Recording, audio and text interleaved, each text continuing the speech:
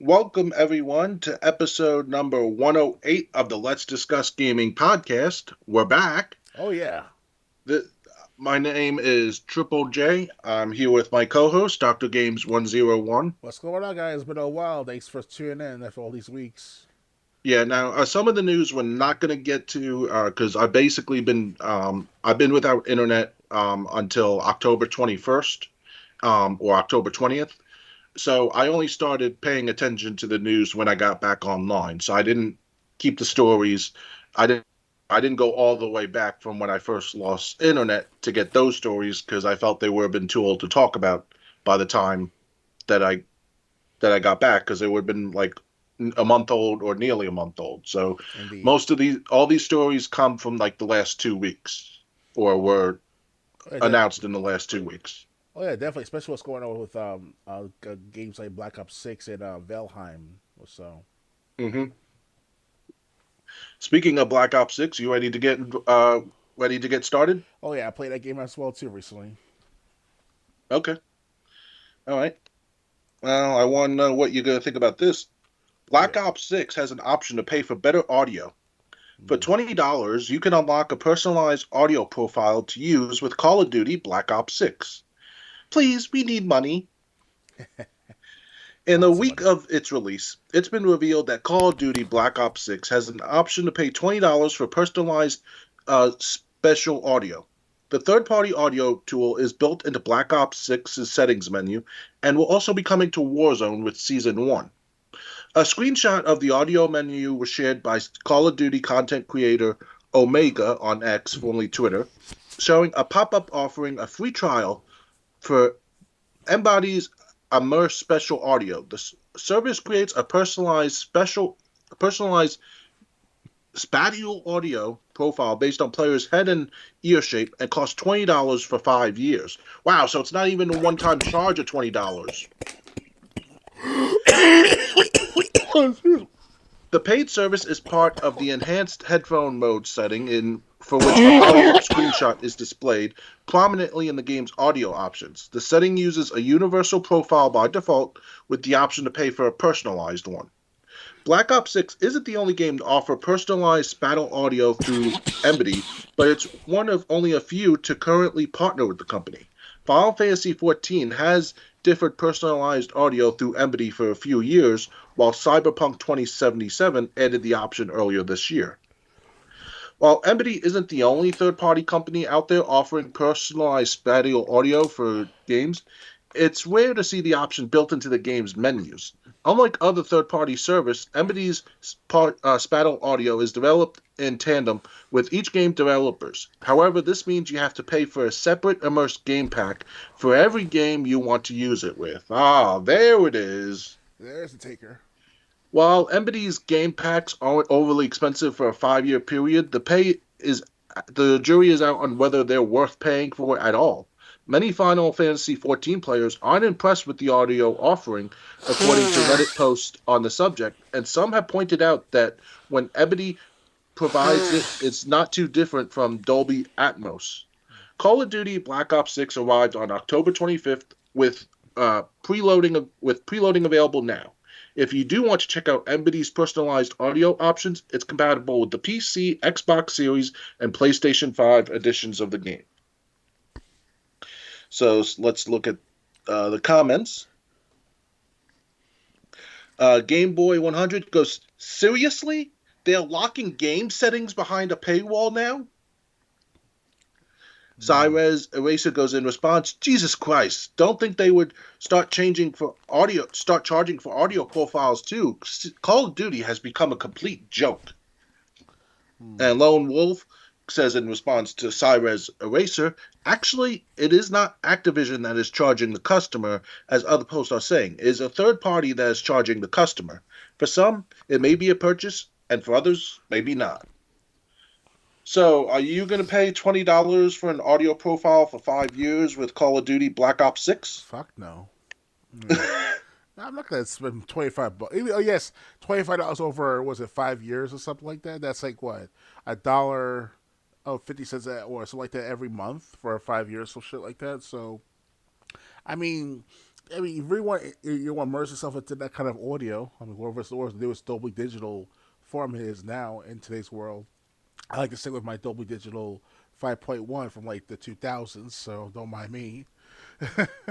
But on the serious note, though, I played Black Ops 6 over the last week down until tonight because I had a cool had the as the Xbox Ultimate profile thing, whatever you want to call it. So, Black Ops 6 game is all right to play. The multiplayer is good, average at best, in my opinion. And then the campaign, if you want to be a political junkie, with the Saddam Hussein and Ronald Reagan and Bill Clinton and all that shit, that's up to the player. Me personally, I don't mind playing more of the campaign. So, but yeah, it's this new stupid audio situation. Like I heard about that for days now, and I have to say that it's one way to milk another COD player's pocket, especially because obviously when a COD player, the average COD player, be like, yeah, I want to immerse in the surround sound within my ears, literally. Got paid that $25 for 5 years, right? So people 20 won't. bucks for 5 years. Yeah. Yeah, so basically, they're gonna pay for some of these gamers. No offense to them. If there are any gamers listening to this right now, then I feel sorry for you, my friend. So, Yeah, I mean, to tell you the truth, the people like play Call of Duty all day, every day, even if they're not a professional gamer, oh yeah, they're probably the ones that are gonna try this option out. But I mean, it's to me, it's just a cash grab. I mean, and like they said, they're locking game settings behind a paywall now. Yeah, this is again another reason why I hate modern gaming. it's all about the money, not about the quality of the game first, and then worry Yeah, about I the that's quantity. that's I mean, we talked about this not too long ago, but I think it was the last podcast where we said, if you want charge 70, 80, 90, $100 every game, why aren't we getting the quality of a 70, 80, 90, $100 game? We're not even getting the quality of $60 games anymore. It's all about put it behind a paywall, or does it earn it through well, you earn it. That's not a problem, but through gameplay and all. But they stopped doing that for a while now for some of these features. You want to earn some skins or earn um, some type of style or ability in the game, whatever. No, you gotta pay for that shit now. Most likely, like in Devil May Cry 5, I will admit to this. I spent like $4 worth of orbs after getting the bundle of $70. That was back in 2019. All, I was like, okay, my mom got it for my birthday or for wherever the time was for the occasion, and I was like, I'm gonna spend $4, and I see that I didn't beat the game to begin with or beat the level, so that was my fault for them right there, as well as a sucker for that stuff. That's just that game alone of Devil May Cry 5 back in 2019. So now we're in 2024. Look where we're at now. So Yeah, so I mean, yeah, I wouldn't pay $20 for an audio profile. I couldn't. I mean, this is this like I said, this is just the next step in ridiculousness. just one way to Um, make some money. That's all it is at the end of the day. yeah, but I mean, it's one thing to charge for features. Now it just seems they're getting desperate to charge you however they can. You owe nothing, be happy by 2030. That's what that guy said I from the mean, one I mean, if you Respawn. wanted to, I mean, if you, I mean, remember Metal Gear Solid 2 when Raiden's mission starts and you go on the node and like you could put in your real name and your birthday and your blood type. Oh yeah. And if you actually, if your PS2, if you put in the current date according to the PlayStation 2, the node would give you a message like "Happy Birthday." Imagine they were charging for that. Mm. That's what I feel like this is. I mean, it's like, what's next that we're gonna? I actually, I shudder to think because when that does get revealed, what's next? It's probably gonna be even more ridiculous than this. Yeah, so they're probably gotta do something where you gotta pay for audio this time. Like, hey, you want that surround sound feeling without the spat and all that stuff talked about just now? Spend like another 50 cents more a month. Yeah. So, uh, yeah. Now they're charging for games for you to alter game settings. Only matter of time people will accept that, and And then say that, I say there's nothing we can do as older gamers, but we still pay for with our wallets. That's all. Black Ops 6 was what part of the Ultimate Pass, and that's about it. That's where all the sales have gone to for the first week of the release of this game. So it's not going to be as profitable for Microsoft in the short run, but in the long term, people will still continue to play Black Ops 6 on the Ultimate Pass. So But yeah, also, I mean, it's the same. It's this is just for Call of Duty Black Ops 6 because like games like Cyberpunk and Final Fantasy 14, you have to pay separate if you're getting personalized audio for those games. hmm So that's another probably $20. I'm assuming. definitely. And like I said, it's also 5 years. So I mean, on one hand, it's okay because I don't really know many Call of Duties that last past 5 years. Oh yeah, Um, you're right. Because after 5 years, they no one's not played that Call of Duty game at the time. Yeah, so I don't. So I mean, Because but Infinite, like I said, yeah, this Infinite this seems like Warfare, a des yeah, this seems like a desperate cash grab. yeah. Well, Infinite Warfare, no one's not playing that game. They were on both Xbox, PS4, and the PC especially. So it Yeah, sucks.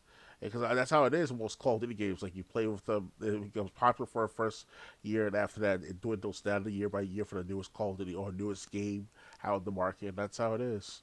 And this is one way for the makers, the third party makers of these audio systems, want to make some money because obviously after 5 years, they got their money from those Call of Duty fans. So yeah. So I mean, if you want to pay $20 for Spattle audio, um, I don't even know what Spattle means. I looked it up. It wasn't clear. It was like referring to or in. So it's like an audio I guess that system of sorts. I guess it means like in-game audio is what Spattle means. But if you want to pay $20 for it, the option's there. Just more ways for your games to charge you. Oh yeah, Ready to move on? yeah, I'm ready. All right. Next, let's see. The Wolf Among Us 2 is still coming despite recent rumors. Hmm. Telltale Games addresses concerns following a Reddit report suggesting possible cancellation of the sequel. Telltale Games has confirmed that development on The Wolf Among Us 2 is still alive, addressing recent speculation about its potential cancellation. On Monday, a whistleblower had claimed on Reddit that the project was at risk of being shelved due to financial difficulties and internal pressure. While the original post has since been deleted, Telltale has now directly responded to the rumors. As a rule, we can't comment on rumors and unsubstantiated Reddit threads. But development on The Wolf Among Us 2 continues, and we're excited to share more about the game with Telltale fans and our community when the time is right, a Telltale representative said in a statement to Eurogamer. In April 2024, Telltale shared new images from the game to reassure fans that production was progressing. We've been quiet because we've been heads down focusing on the promise of The Wolf Among Us 2. While we can't give a big update yet, here's a little something for you, Telltale wrote in a forum post. The screenshots included scenes of the snowy cityscape, protagonist Big B Wolf, and a quiet moment of dialogue between two characters. The Reddit report suggested that Telltale was at a critical point and may have no choice but to shelve it due to financial constraints and challenging development environment. However, Telltale's response has refuted these claims, assuring that the game remains in production. Despite significant layoffs in September 2023, which affected most of the team working on The Wolf Among Us 2, Telltale reiterated in October that year that the game is still in development. Originally announced in 2017, The Wolf Among Us 2 faced numerous challenges, including a restart in development and multiple delays. The project was revived under new management after Telltale's original closure in 2018. It was confirmed last year that the game had transitioned to Unreal Engine 5. Earlier development challenges, including a restart in 2019, have plagued the project. In 2022, excuse me, the game switched to Unreal Engine 5. Despite these hurdles, Telltale reiterated in the wake of layoffs last year that the game was not in danger of cancellation. Though a release window has not been provided, The Wolf Among Us 2 is planned for release on Xbox Series, Xbox One, PS4, PS5, and PC. So there's just one comment. So let's see. Guitar Warrior 86 goes, honestly, when it was released, it wasn't good to no one. I, I know it wasn't good. No one I know cared about the game, let alone waiting for the next game. So they can just cancel the game and wouldn't care. However, there were some man child, no, they exist, who is loser thinks the main character is so cool because he is a person. Some brain dead guys want to be in their 30s because such a guy is cooler for them for their fate is deal to work in Walmart until they die, and therefore they like the game. And actually, because of it, I associate this game as a game for losers. Dude, punctuation, learn it. Yeah. Personally, for me, first game was generic time waste, a BS targets brain dead teen guys, and that's all about it. Not to mention the same guys who likes the first game also likes the weird mental guy and true detective and try to act like him. LMAO. Um, People who live in glass houses should not cast stones. That's that's the way I look at it. Oh yeah. Um, and this guy really has no with that punctuation. He really has no reason to talk about anyone. With that being said, I did like The Wolf Among Us too. The Wolf Among Us, excuse me, the first one, and I have been looking forward to The Wolf Among Us 2 since I first heard about it in 2017. And despite what that guy said in the comments, I don't work at Walmart. Doctor Games 101. What do you have to say? Well, I mean, well, especially since last year with the acquisition of what's called Blizzard and Activision by Microsoft and all, you know, there's been like a series of layoffs throughout the Hmm. entire year. We recovered, and among that was the creators behind Wolf Among Us too. So we talked about this as far back as early as like 2020, what, 2021 maybe, about the Wolf When Among the Us layoffs coverage. happened, yeah. Not the layoffs and layoffs, just the coverage of Wolf Among Us too, where the Oh, plan. that yeah. The coverage was April of this year. Right, right, and also too, But it feels so much longer ago. yeah, because back in 2022, we watched the trailer together, and if I remember correctly, that is all the details. It was totally different, like anticipation, like it's like better than Wolf Among Us One because it's the sequel. There was still unnecessary. There was still some uncertainty in the game as well, at the end of the game. Depends on how well you um, choose your decisions and all. I chose different decisions than you, of course, by far, Triple J. When you played Wolf Among Us One, Hmm. so it's as long as the Telltale or the creators who are behind still making Wolf Among Us still say it's legit, they're still producing or manufacturing or making. They have to tell the truth at that rate because if you lied about it, then next week or two or even months down the line, it might cancel unexpectedly. So let's hope that their word, the Telltale game word, is legit right now as of to this month. So only time will tell now after this. Yeah, I do have to say, I think, like I said, like the article said, in April they did release new images. We did cover the four images that the Telltale had released to assure fans that the game was still coming. Um, and honestly, this is the new Telltale. Remember the like the Telltale games that did like The Walking Dead, although Skybound Games or Skybound Entertainment helped with the final season of Mm-hmm. or Clementine's favorite final season. Um, they that Telltale is no longer around, and then someone somehow got the name or rights to the name and reopened the company and revived the company. And they've been pretty transparent, I would say, Yeah. because they said while we don't talk about claims that are unsubstantiated, these claims are false. I mean, so yeah, so I mean, I'm looking forward to The Wolf Among Us 2. I'm glad that it's still going to be available on last gen for PS4 and Xbox One base owners.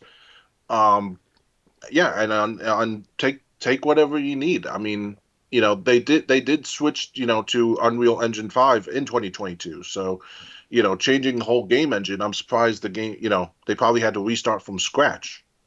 Oh yeah, definitely. Because the Real Engine 5 started back as far back what 2020. of its No, release it to the was public? before that. It was like 2017. Well, it Okay, was announced in 2017 by the okay, old Telltale Games, okay, but then Telltale Games shut down in 2018 for like a few months, and then the new Telltale Games came. okay.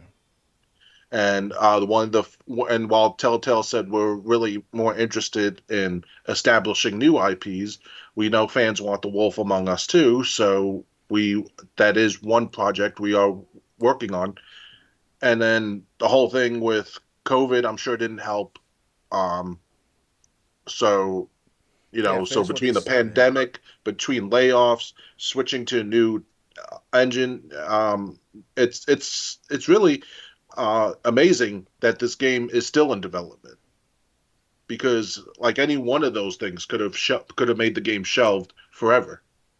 Or canceled, or just basically just been indefinitely That's what I delayed. meant by shelved Yeah, forever, but yeah, right. That too.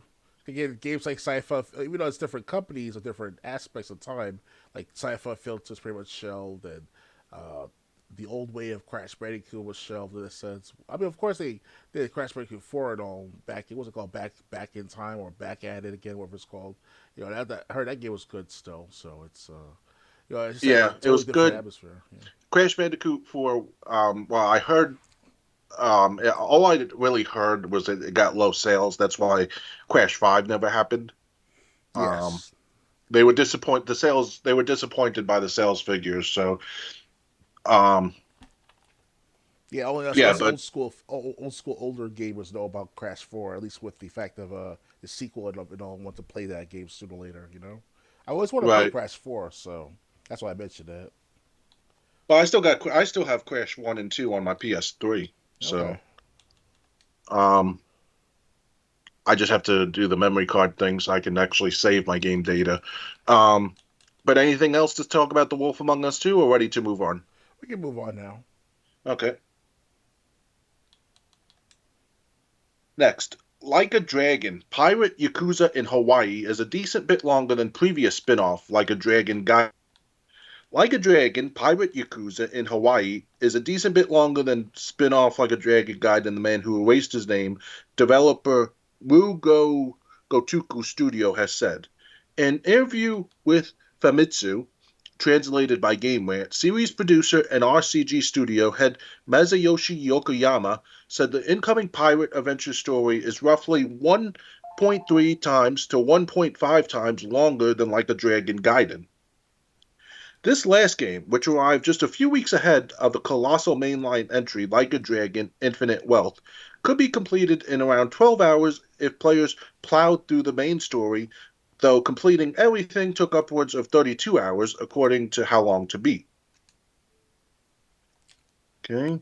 Based on this, Masayoshi estimates its story of pirate Yakuza in Hawaii will take around 15 to 18 hours to complete. This appears to be reflected in the price, as Pirate Yakuza in Hawaii will be available for $59.99 compared to Like a Dragon's Guide in $49.99 and the standard video game price point of $69.99. Perhaps the Yakuza Like a Dragon series' wackiest spin off yet, besides the zombie apocalypse one, Pirate Yakuza in Hawaii stars Goro Majima as he wakes up on a beach with amnesia and becomes a pirate, obviously. It's a spin off to Infinite Wealth in particular, taking place roughly 6 months after its story concluded, but not starring too many of the same characters. Only Majima's sworn brother, Taiga Shijima, is confirmed to return so far, as the game largely focuses on a new cast of pirates, including a tiger played by main game protagonist Inoban Kasuga's voice actor. Trailers and gameplay so far shows more of the flashy and fast-paced action the series was known for before switching to a turn-based role-playing game with Yakuza Like a Dragon. Plenty of Assassin's Creed 4 Black Flag vibes are present too, as the game features ship combat, pirate hideouts, and plenty of brutal action. It was revealed in September with a February 28 release date, but after Monster Hunter Wilds announced the same launch date just 5 days later, RC or RGG Studio shifted its own up a week. Like a Dragon Pirate Yakuza in Hawaii therefore now launches on February 21st, 2025. So let's get comments. Never go full freedom fullfelon.com. Regarding the poll, there needs to be an option for no because I don't play trash franchises. Okay, so he hates Like a Dragon or Yakuza. Maltman goes, "You forgot to have your coffee. Good morning, sir. Here you go." And is there more? There's a reply. So, and never go fullfelon.com showed a cat going ape shit saying too much. Okay. Are you have you been paying attention to the Yakuza series since Like a Dragon? I have to say though, it started to become a little bit stupid when that newest Yakuza game was coming out for the last 3 4 years now. What was one previously Yakuza um, with the Yakuza 6 character? You know, it was like what the hell, man. It was like it was over um, zealous in my opinion, more cartoony in a sense. It wasn't all that serious. Looked like the first 3 or 4 Yakuza games back in the 2000s. So that's my opinion, by the way. I've so far played Yakuza Zero and Yakuza One, which is Kim Kim Maui. I think I played at least for a few minutes of that one too. That's about it. After that, it's like I had to spend more time dedicated to understand more of the Yakuza franchise or the Yakuza series, at least that. But after I hear with Yakuza 5 and 6, it's like kind of like it's overdoing it, with all the cartoony characters, animations and all. I'm sure you know what I'm talking about some of the trailers and also the This Week at Xbox features or This Week at Xbox segments they had back in earlier this year, last year especially. So it's kind of weird that they let Yakuza turn into like a parody slash comical moments in life or whatever. Because the Yakuza, the actual Yakuza, is a real gang slash organization or criminal organization in Japan for how many centuries? At least for a good 150 years at least on record. So, try to turn that to animation. You're lucky that the older Yakuza gang members are not going after the game makers for this shit. No offense to the game makers and the Yakuza themselves. So, you have to listen it in. So, Yeah, I mean, I gotta be honest, I was never really a fan of Yakuza. I think I played Yakuza 6 once when it was on Game Pass, and I really didn't care for it because I was just like, when's the actual gameplay gonna begin? yeah. Like a Dragon, I really enjoyed. Like I said, I only made it halfway through the game, and then I had to do some grinding when my Game Pass subscription I let lapse. I never played the man who erased his name. I didn't even know about the zombie apocalypse one, and now we got this pirate one coming out at the beginning of next year. Um, You said I before, never, yeah. I never played like a man who erased his name. So I really can't comment on that one. As far as like a dragon, just like a dragon, um, I really didn't have a problem with it. I mean, I never felt like the game was too cartoony. I never felt like the game. Keep in mind, this is the one that came out in 2020. Um, Yeah. I really never felt. I really didn't feel the way you were expressing with the most recent ones. But then again, like I said, this is a game that's 4 years old. Is the most recent one I played. Yes. Um, so, um, yeah. So I mean, again, yeah, it's really hard for me to comment since the most recent ones I haven't played. So you might be right, but since I never played them, I really can't comment. Yeah, the trailers make it look like it's all happy-go-lucky, like giddy, like it's not all that serious like it once was the first 3, 4, 5 Yakuza games. You know what I'm saying? So it's kind of insult to the Yakuza culture, not culture, the Yakuza gang life of sorts too. If you think about it, so that's my opinion of it. Of course, now you might want to say, "Oh, well, you try to be a favor for the criminals themselves or from Japan." Like, no, it's that's how it is in Japan. Back 20 years ago, 25 years ago, before the smartphone and all the technology that was growing for the last 10, 15 years now. So, But Yakuza. I have to say, if you're someone like us who's played like all the Grand Theft Auto games or all the Grand Theft Auto games since Grand Theft Auto 3, maybe, and you haven't played the Yakuza games, I think Yakuza might be what you're looking for. Definitely. Especially the first 3 or 4 Yakuza games back in the 2000s that they put onto the Xbox One. And I'm not sure about PS4 yet, but definitely Xbox One or the Game Pass at one point. I'm not sure if it's still there on the Game Pass, but definitely it should be on the library of the Xbox games library. So that's what I did. I downloaded like the first 3 or 4 Yakuza games that was on the Xbox Game Pass back like 3 or 4 years ago. And so far now I only have Yakuza 0, Yakuza 1 so far. So those are the remakes, if not the Not the remasters. original. Yes. Yeah, because I saw Gaming Off the Grid when they were checking like old PlayStation demo disc, and one of the demos was like Yakuza 2, and they were like, "Wow, this is awesome. I don't remember this when the PlayStation 2 was mainstream." Mm-hmm.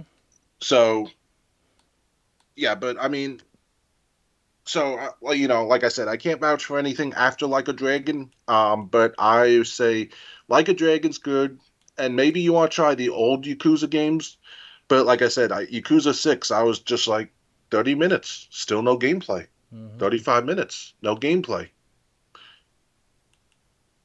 Anything else to add or ready to move on? I just want to say though is that you know, you may wonder to yourself why I mentioned the actual Yakuza game, but this based off what it was, how many decades ago and all. So it's like, in my opinion, that with the Yakuza games, it's supposed to be all serious and supposed to be all like gritty and tough, feeling. But now they try to, for the younger gamers, make it look like it's all about fun and games. It's kind of like an insult to the original Yakuza format. You know what I'm trying to say, Triple J? Yeah, you're concerned that the history of the franchise is being tarnished by what they've been doing recently. Yeah, basically the last 3 Yakuza games was the Like a Dragon you mentioned, the pirate thing is coming out sometime this year, I believe, and as well as what's called the original Yakuza 6 as well, if I recall correctly, for the newest character all of a sudden, so. Right. So, yeah, like I said, so we'll just see how this new one is and if it continues the trend or if Dr. Games 101 gets his wish and it goes back to a more serious Definitely. That's all I got to say. viewpoint. All right. So let's move on. Please, yeah. Ubisoft confirms it's exploring new Rayman ideas amid report of a remake. Creator Michael Ansel is consulting on the platformer's next phase. The original Rayman is the game that put Ubisoft on the map. It's been over a decade since the last installment in the colorful platformer franchise, but the French publisher is currently in the early stages of exploring what will come next for the series' titular limbless hero. We are pleased to confirm Ubisoft Montpellier and Ubisoft Milan have recently started an exploration phase on the Rayman brand, a spokesperson for Ubisoft told The Kotaku in an email. The project is still in the early stage and we will share more details later. While a new Rayman might not be ready for some time, the upcoming project seems to be more than just an exploration at this point.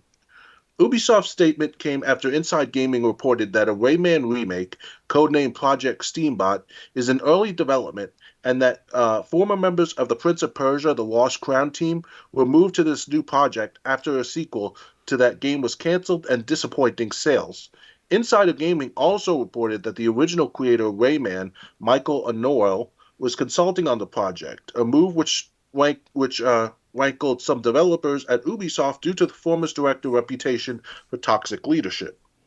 Oh, great. That's exactly what we need in gaming. As creator of the Rayman brand, Michael Ansel is being consulted to ensure consistency within the universe, the Ubisoft rep told Kotaku. The company declined to clarify precisely what his role on the project is and whether his involvement was a request of the studios involved or a decision imposed on them by Ubisoft management, including CEO Yves Guillemot, a longtime friend of Ansel's. The director, who had previously been heading up Beyond Good and Evil 2, left the company in 2020 amid accusations of bullying fellow developers and being difficult to work with. He denied the allegations at the time, though Kotaku understands that there's some lingering internal distrust among some employees over how the issue with Edsel were handled by the company. We haven't had a new Rayman since 2013's Rayman Legends, the series' fifth installment, which received critical acclaim and went on to sell nearly 5 million copies across all platforms, including the Wii U and PlayStation Vita. I still have my copy for the Wii U. While a remake of the 1995 Rayman wouldn't technically be a new game in the series, it would probably feel like one given the transformation the PlayStation 1 game would likely go through to revitalize it for modern audiences. And honestly, Rayman fans would take whatever they can get at this point. The character's last appearance was in DLC for the Nintendo Switch is Mario and Rabbids Sparks of Hope, excellent XCOM style spin off of a Rayman spin off that nevertheless failed to meet Ubisoft's internal sales expectations.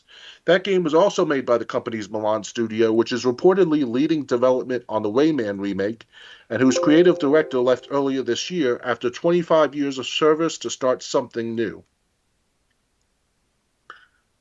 Uh, what do you think of a new Rayman game? Yeah, it's a remake too. I mean, for try to revitalize the Or series. well, not a, well, maybe a remake. They're saying maybe a remake, maybe a brand new game, but like they said, not we haven't had really any Rayman games since the last one, which came out 11 years ago. Yeah, for the Xbox One, I believe, right? So it's Xbox One, it came out on Wii U, it came out on 360, it came out on everything. right, right. I mean, Rayman. I mean, I've always seen Rayman since I was a kid. I always wanted to get a copy of it back when I was a kid, but it wasn't my real desire or real worrying to get that copy or of Rayman at all back then, especially. In recent time, of course, with the Xbox One, I got through my. Originally, I got my first ever Xbox One. I got through my for Christmas of 2014, and all. That's what it came with. It came with a bundle of either Rayman and or Assassin's Creed, Assassin's Creed Unity and Assassin's Creed Black Flag. So back then, of course, that's when I was starting to try out more of of this console experience. It was very good at first to play Rayman. What's called Rayman Legends. I think I played. That was on the Yeah, Xbox One, so that was all right. Challenging too after the first world, especially because obviously you get all those bananas or orbs, whatever it was, you need to collect throughout the entire each and all level. the bluebirds. Yeah, that too. So it was challenging. I mean, at least it kept that going for us old type of gamers. So you and I are Triple J. But for us young gamers, are they really into having that kind of challenge as much? I mean, of course, they still have the newest games. Um, what was it called? The Superwoman version of it, Surfer Self, that was released on sale. I forgot the name already of that particular game, but that's challenging. Also, too, there was a game that came out that had a speed run. Some guy finished the speed run within like 15, 20 minutes of that entire game, kind of surprisingly. And I mean, you probably get that from what's the name? Osmond Gold will talk about that speedrun guy. Go look him up, whatever. So it's yeah, like just Rayman. I have to say though, like if you want to appeal to the young crowd again, by far go for another remake. Not another remake, but another set of soft reboot. You want to call it like that. Try to revitalize the series again for the young crowd. Yeah. Um, Yeah, so I mean, Rayman Legends, I felt like was they couldn't have really done any better. I was gonna get it for 360 because I didn't get my Xbox One till Christmas of 2015, Yes. and even then, by then I learned it had come out on Wii U, and I was like, well, I don't have that many games for Wii U, so I might as well get this one. Um, so I'm yeah, so I mean, if it's something like Rayman Legends, you know. I'd love to see a new Rayman game. Mm-hmm. Unfortunately, the older games that were like Dreamcast and PlayStation 2, I'd never really got a chance to try. Um, I do think I don't know if I still have. I don't think I have the demo of Rayman 2 because I had like a Dreamcast demo generator which had like multiple games on it, Right. and one of the games was Rayman 2. But hopefully, whatever this new Rayman game is, it takes its notes from Legends, like simple side scrolling levels. Well, not simple, but side scrolling levels. The challenge is to get from point A to point B, not wondering where you go. Yeah. Uh, you know, um, so yeah, but I mean, I love to see a new Rayman game. Yeah. Why not? Yeah. I still remember the commercial for Rayman 2. It was when they compared Rayman to a man named Ray. Okay. I told you about this one before.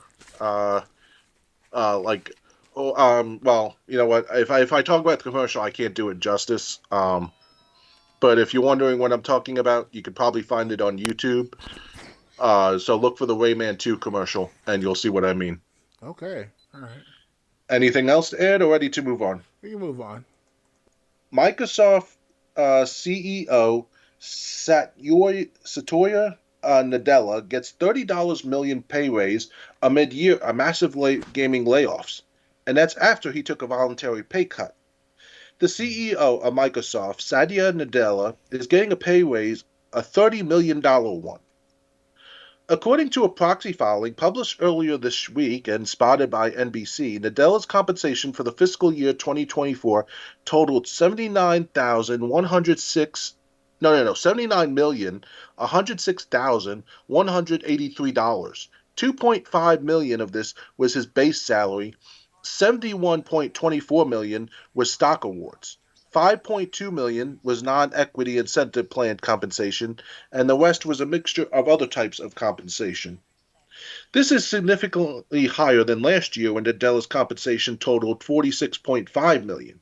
While Nadella's base salary remained flat between years, he saw a massive jump in the past fiscal year in stock awards, going from $39.24 million last year to $71.24 million this year. And how many people did Microsoft lay off just in the last 12 months? Got me 10,000. Per the filing, the ratio of total annual compensation of Nadella to the median employees at Microsoft was 408 to 1. Notably, the filing points out that this number actually incorporates Nadella's taking a pay cut. The cash incentive portion of his pay was reduced at Nadella's own request due to a security breach in 2023 where a Chinese espionage group hacked government email to Microsoft. Per the filing, without this reduction, Nadella's non-equity incentive plan compensation would have totaled 10.66 million instead of 5.2 million. I'm sure he's not suffering for money. Since the board of directors appointed Mr. Nadella as the third chief executive officer in its history in 2014, Microsoft has nearly tripled revenue to $245.1 billion, nearly quadrupled net income to $88.1 billion, and more than quadrupled diluted earnings per share to $11.80. The filing reads, in addition to another year of consistently strong financial performance, Mr. Nadella and his leadership team have positioned Microsoft to continue to drive performance for years to come. Uh, this is why Phil Spencer can lose money like no one's business. Microsoft's 2024 fiscal year took place from July of 2023 to June of 2024. During that period, the company acquired Activision Blizzard for $69 billion, or $75 billion, a point that's celebrated in the Microsoft filing. However, the company also laid off 1,900 staff from its gaming workforce in early January. A few months later, it closed Redfall developer Arcane Austin, Hi-Fi Rush developer Tango Gameworks, and laid off others within Bethesda. And already this quarter, Microsoft has laid off another 650 gaming staff in a move which Xbox head Phil Spencer attributed directly to the acquisition. Yeah, total bullshit that the acquisition is why they had to lay off those people. Microsoft's first quarter earnings call for fiscal 2025 will take place next week, providing an update on the company as a whole, as well as the gaming division.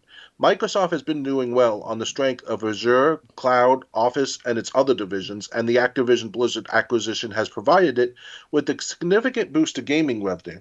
However, hardware sales have been dipping over the last year, a problem also faced by Xbox rivals, and non-Activision Blizzard content sales have been relatively flat over the last year. That's because there's nothing to buy that's not Activision Blizzard. Okay, let's look at comments. Uninspired username 68 or 69 goes, never will make sense to me how a company that apparently needs to fire people in order to save money still somehow finds more money to pay the people in charge more than ever. If these people fail and make bad decisions, they get richer than ever. Like that's not how it should be. Joe Gasai goes, also, no one needs to legitimately make that much money, LMFAO. And Wheel Flans goes, they trim thousands of employees. $30 million per year as is equivalent to the salaries of like 200 employees. So Microsoft's bottom line still comes out ahead overall, which is all the company and investors really care about. So, what do you think of this guy who I've never even heard of before, Mm-hmm. making that kind of money? Well, if I recall correctly, obviously, but Bill Gates has been a owner of the Microsoft company for most of his life until last 10 years now. So you've been having CEOs, or at least a couple CEOs in his time to oversee the company while he does his own little schemes and all. Bill Gates himself. Other than that, now with this leadership and in power, in a sense, try to what's that called? You know, maintain a coverage of the acquisition of the Activision Blizzard and all for the last year and a half now. It's not looking too good in the short term for Microsoft. I mean that like whenever they try to invest their billions of dollars for this acquisition and all, it kind of affected the overall operations of the company and Microsoft. That includes Xbox division as well. So they've been like, trying to cut people out, which they did as last year or so. They've been afforded to get you, Microsoft, in a sense, at first. Hopefully, the next 5 years, maybe at most 10 years, they'll rebound from all the acquisition and all, and there might be a golden age in Xbox gaming again, like they did back during the 360 era, in my opinion.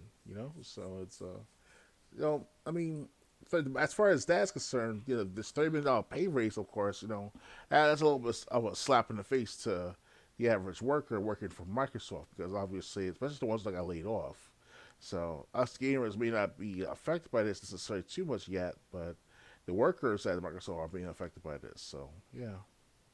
Well, I mean, gamers aren't going to be affected because, you and me are still going to go to sleep tonight, whether Mr. Nadella makes 40 million or 80 million in a year. Um, All right. but it's like I said, it's just a slap in the face to the thousands of people that will let go. Um, how can you fire so many people and then make more money than you did ever before? If Xbox was doing well, if they were opening new offices and fully stocking those offices with employees, and they had like so many, and the news wasn't dead, maybe the CEO should earn that much. I don't have any problem with him making money. I have the problem when he's making that money at the expense of thousands of people who lost their jobs, of nothing new coming out except failure after failure. When you got Phil Spencer, I, you know what, Phil Spencer, forget him. I don't want to start thinking like him because I'm afraid I wouldn't be able to come back from it. I Right. don't even know what Phil Spencer is thinking, and I really don't care. But when you got situations like that, um, you know, what has been a great Xbox release? Mm-hmm. So that's 10 years, especially. Yeah, almost 10 years. Yeah, I mean, and now they're porting games that don't even get a full year on Xbox over to PS5. Like I said, and they're like they were supposed to be banking so much on Game Pass and Activision and the Activision Blizzard merger, and they put one Call of Duty up, the latest Call of Duty on Game Pass, Oh yeah. and And so that's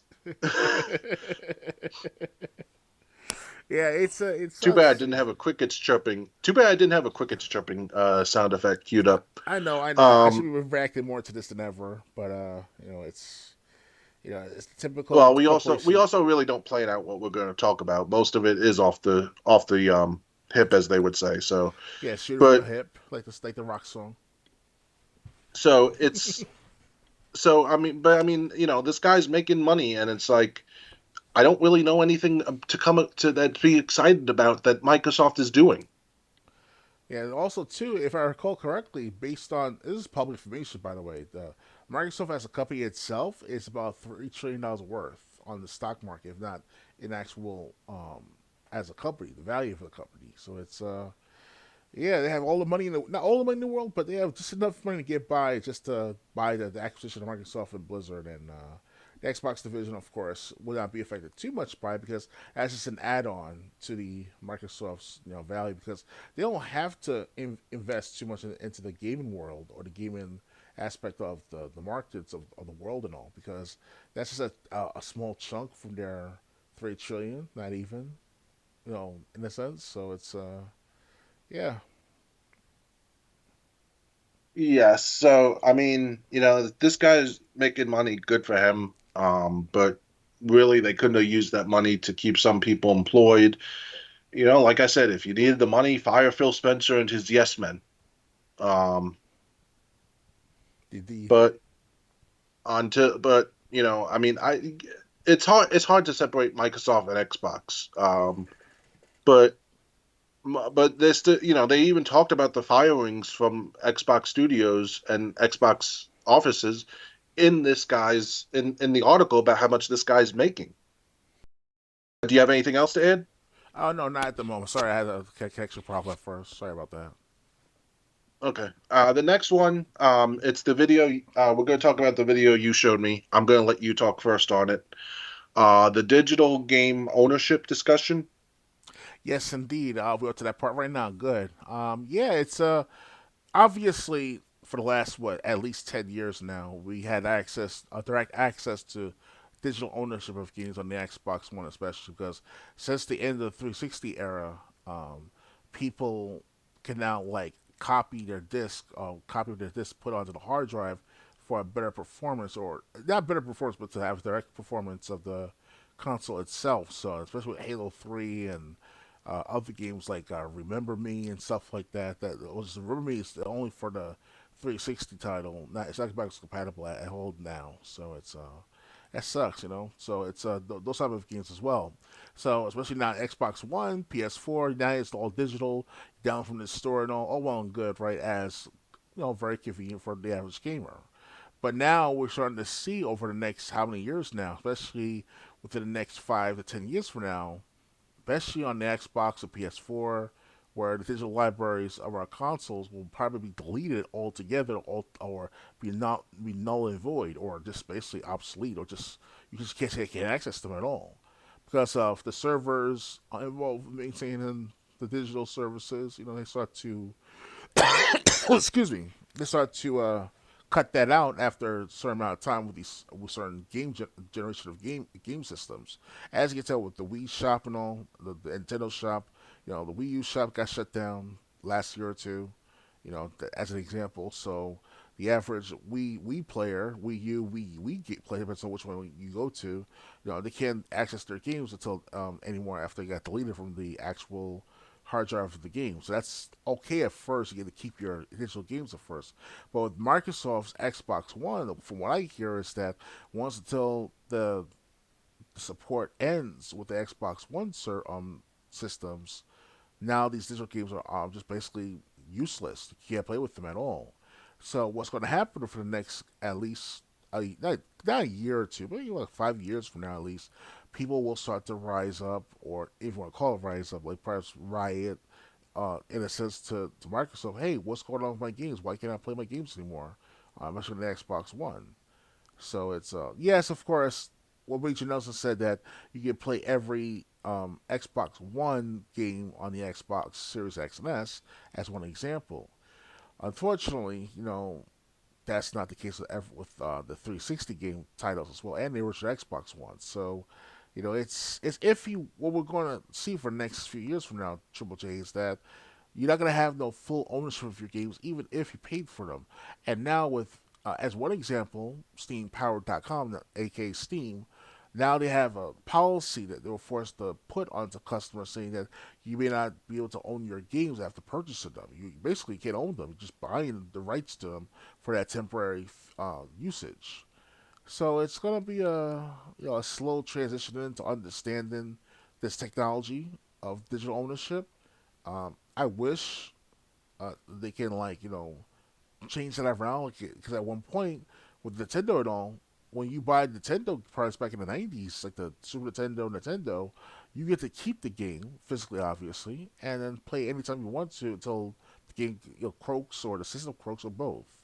So it's just that because they say you own rights to it, so it's old as Nintendo's policies back in the '90s that you own the license of the copy of the game, not the actual copy itself or the actual game itself.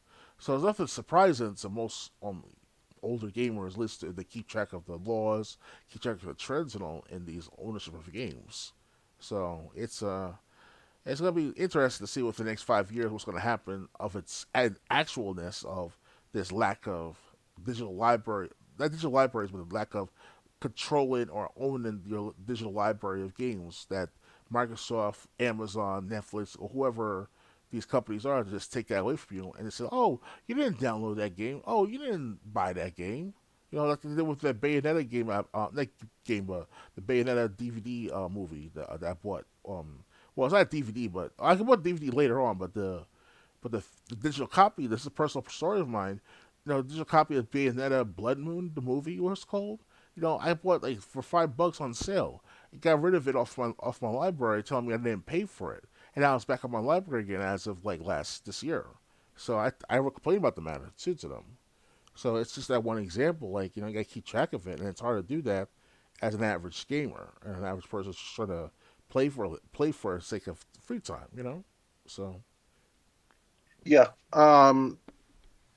Let me start off with let me start off what I'm about to say with this statement. Boy, do I hate modern gaming. Um, and it's not, and to be on, it's just this all digital direction. I'm really not affected by what Steam wants to do because I haven't purchased a game on Steam since 2012.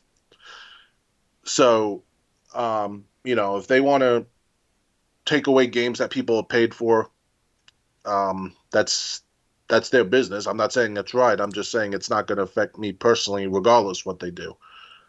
Um, but yeah, we get. I mean, these. This is why the all digital ownership or did all digital games is a bad thing. And you already see companies starting to abuse it because um, they can say you no longer own your game even though you paid full price for it, or you no longer own this because we don't have the licenses anymore. What does that have to do with someone who already downloaded it to their console? When Metal Gear Solid 2, when Metal Gear Solid had to get the licenses back to use the historical footage in 2 and 3, I think. They didn't go around to everyone's house and say, "Do you own Metal Gear Solid 2 or 3 for any console? Because we gotta take it back." oh yeah, Um, Anyone who still had those copies of the game could still play them as much as they wanted. Um, so yeah, so I mean, this is another reason why I'm going back to why I go back to retro with most of my money.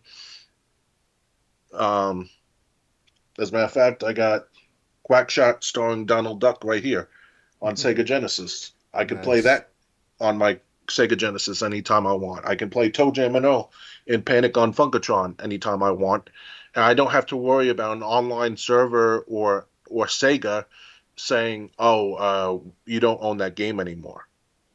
Short of them coming to my house, which would be a bad idea.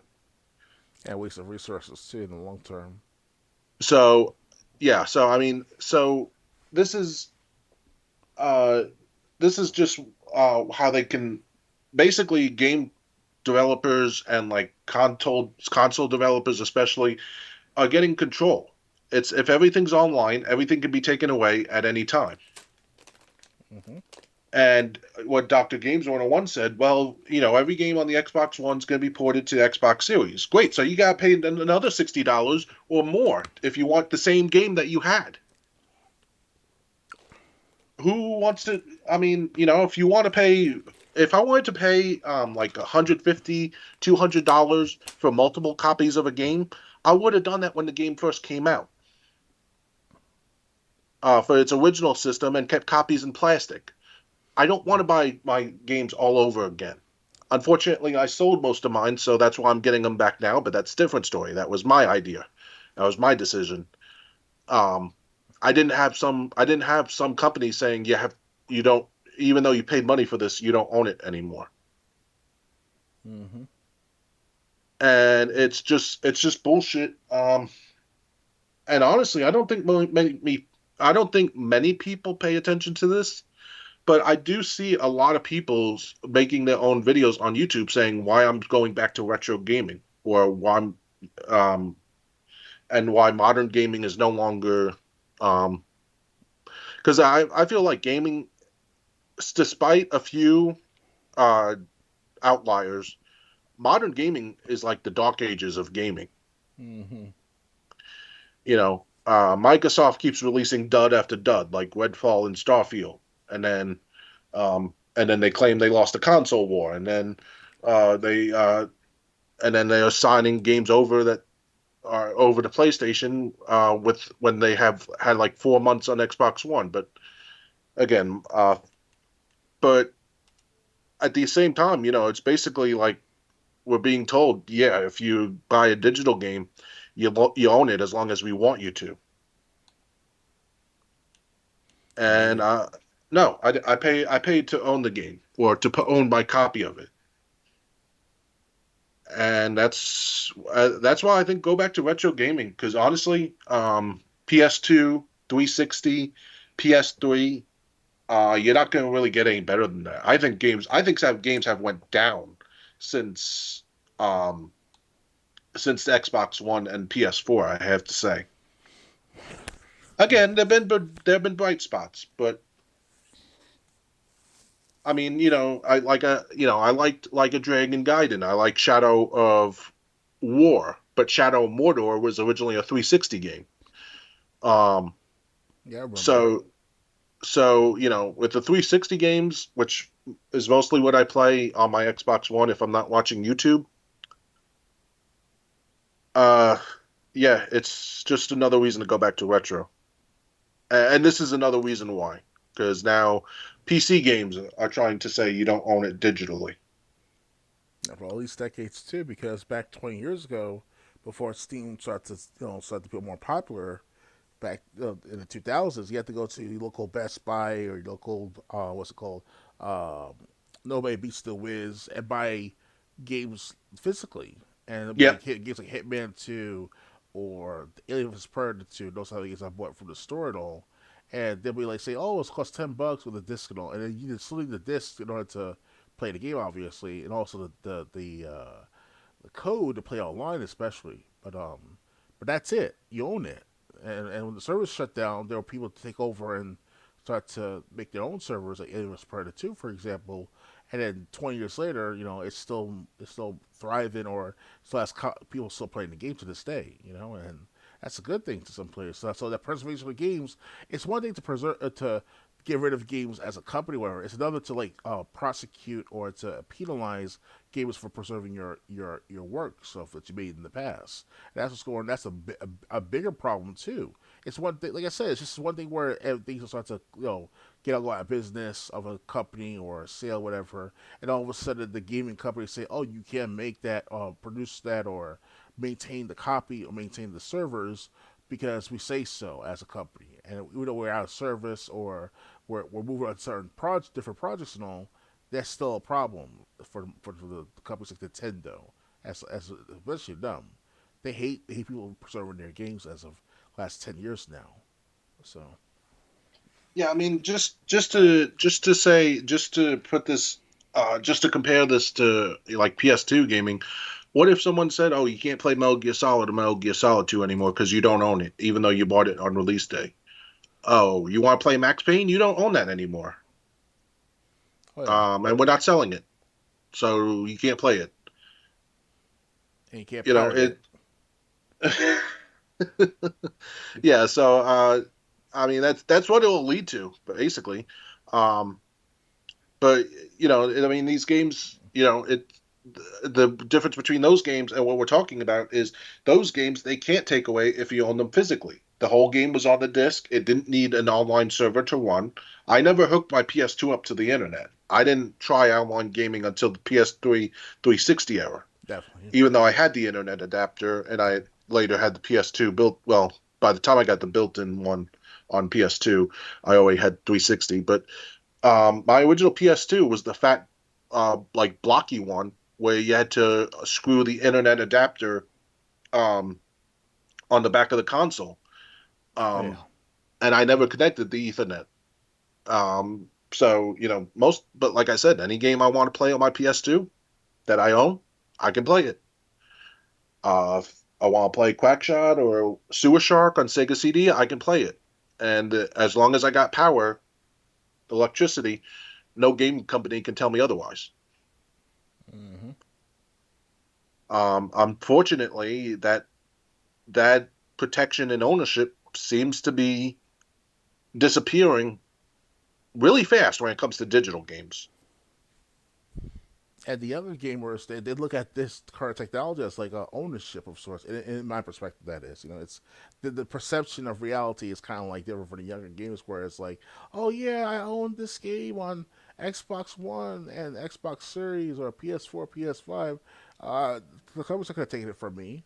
And all of a sudden, when they realize that they get older, by the time they reach their teenage or if not adulthood, all those games have been deleted from their library. All of a sudden, like it's like a shock to them. I'm going to be one day to them, you know.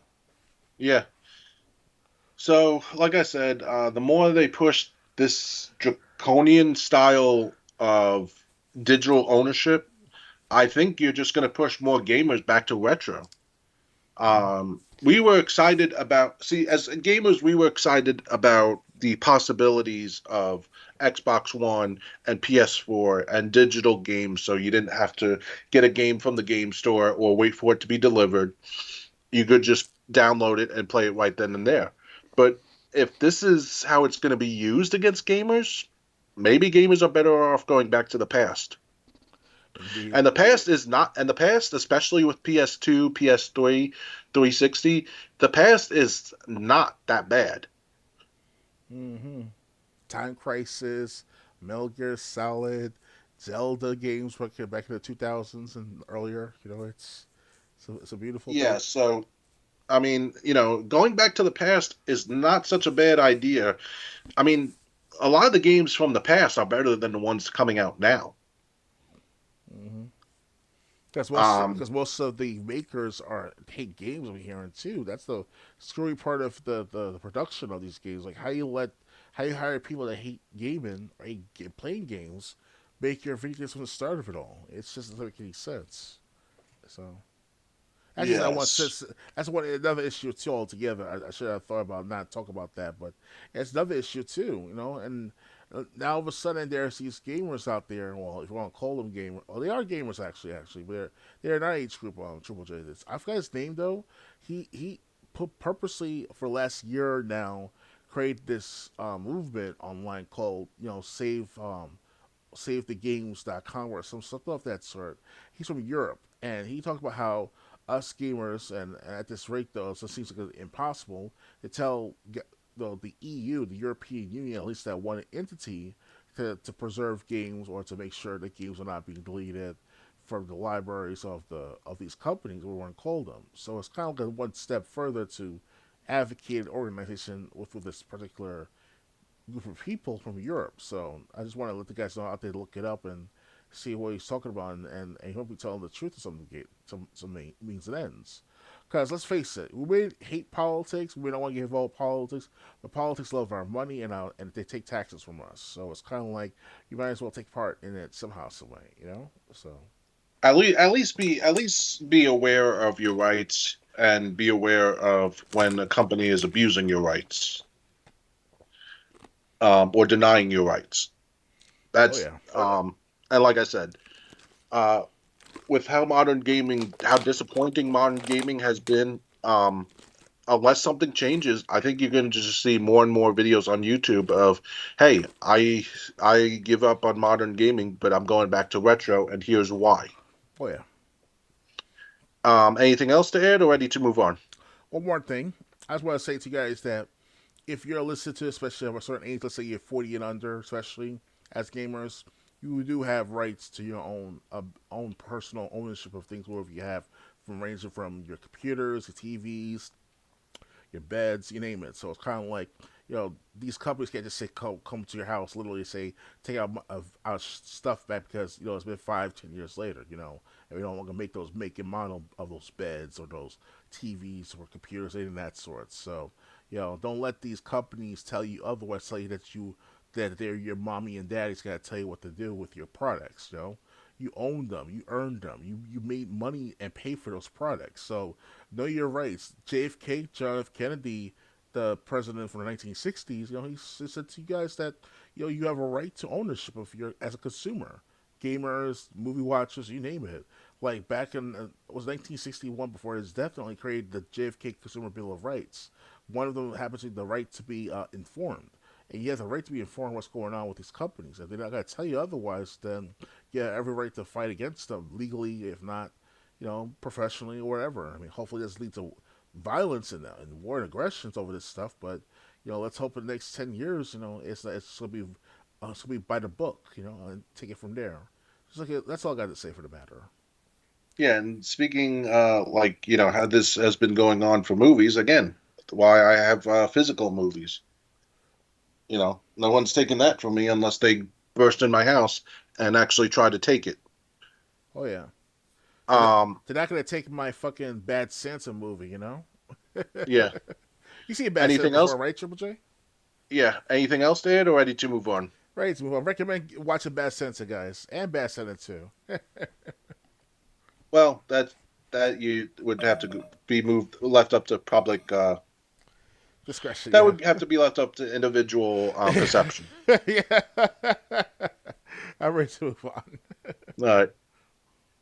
Next one, and we were just talking about this, so it's kind of good that it came up. Video game preservation efforts just got some bad news from U.S. Copyright Office. A 3-year battle to allow libraries to share digital video games in their collections has been ended by the U.S. Copyright Office. 3 years ago, the Software Preservation Network and the Video Game History Foundation put forth a petition to the U.S. Copyright Office to allow libraries to share the out of print video games in their possession with researchers remotely. However, that request has now been denied, and it means the battle to keep out of print games alive has come to an end.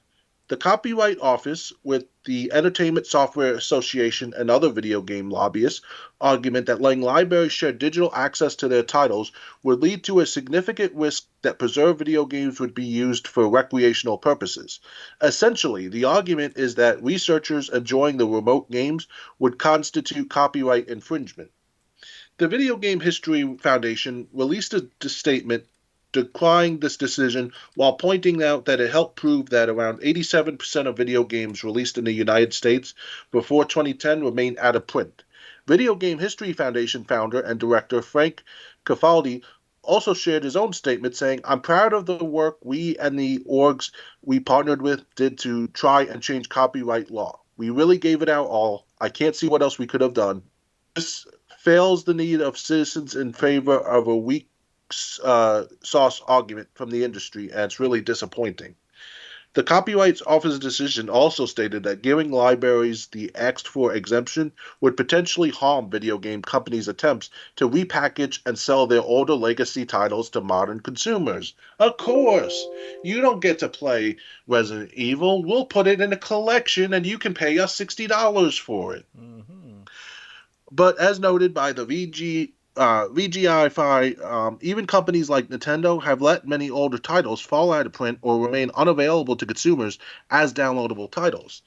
It's unclear if video game preservationists can take any steps to challenge this decision.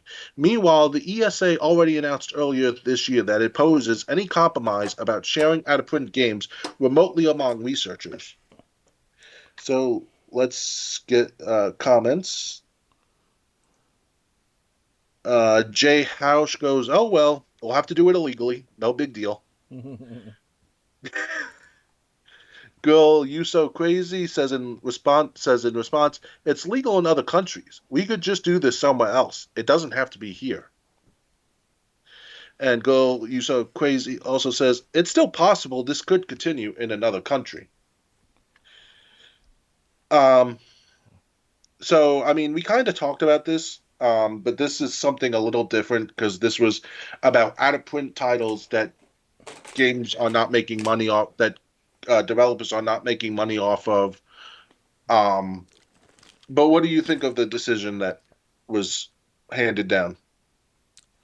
If can you clarify again what happened again? I'm sorry, I'm missing my notes right now on my computer. So, Okay. uh, The argument was that about 87% of games from 2010 or before are unplayable because of supply. okay, Because there's no digital copy, and they wanted libraries to be able to have these games digitally out of print. These out of print, not being sold anywhere, digital games remain. They wanted libraries to have be able to have a record of those games. Meaning, if if you wanted to say, let's take Monster Party on Nintendo. If you never played Monster Party and you got curious, you could go to the library and play a digital copy, a digital version of Monster Party for Nintendo, nice. and and other games that were not being that there's no way. But basically, the Copyright Office, U.S. Copyright Office, said no, we're not allowing that. Unless it's like 100 years old later, then the copyright office play. Yeah, we'll do it for you. We'll give you a copy of it, but it's going to be emulated form though, because by that time, 100 years from now, the year was it 21, 24. When Nintendo could be like either out of business or been changed or merged or whatever. That's when they'll probably the copyright office will. Yeah, we can let you do like the what we do with Mickey Mouse. So because back because Mickey Mouse now, what's it called Disney and all. Like that's been 100 years since the Mickey Mouse character been around, over if not over 100 years now, and Well, people, that's because Disney couldn't afford the copyright because Disney was hemorrhaging money because you go woke, you get broke. yeah, and now people can do like these projects, movie projects, if ever, on the side, whoever these people are, to innovate with the Mickey Mouse character in any shape, size, or form they want to. Like for example, the Wizard of Oz. Now that you can do is what you want to do with the as a regular person and put it as a movie form of all sorts of forms. I will admit this though. I know I'm going off topic here. I've always wanted to do like a martial arts version of Dorothy versus the Wicked Witch of the West. Call her 3W. So now you know my secrets in a sense. So if anyone's out there, give me the credit in the movie screen. I'll let you do it. But on a serious note, though, it's all about the game preservation again, in a similar form. So it sucks. These companies don't are too selfish. They think about money first, and that's the end goal of it all is to make money. If they're not making no money from it, then why should the other person get credit for it or the acquisition of it? Just even if it is for non-profit, it sucks. Yeah, I mean, and like I said, one of the arguments was basically the problem. Oh, you want to play the original Resident Evil? You can play Resident Evil games. You just got to buy our current collection of Resident Evil games that will have the original on it. Yeah, it's like the Yakuza games. I just saw on Xbox Store now. If you want to get if you don't have Game Pass but want to pay out of pocket for the digital copies, it's like about $110 plus tax here in the United States. But if you get Game Pass and play within, let's say, a month or so, it's like $20 right there. Therefore, all the 6 or 7 Yakuza games as a bundle. So it's a catch 22. And not to mention, I think Resident Evil Revelations. I think only one of those games is available in the Revelations collection. Yeah, this version I have, it's only available for like 1 or 2 episodes, and the rest you gotta pay for it online. Fucking ridiculous. So I mean, it's just yeah. So I mean, it's basically the company's winning, but like they said, this is what the United States figured.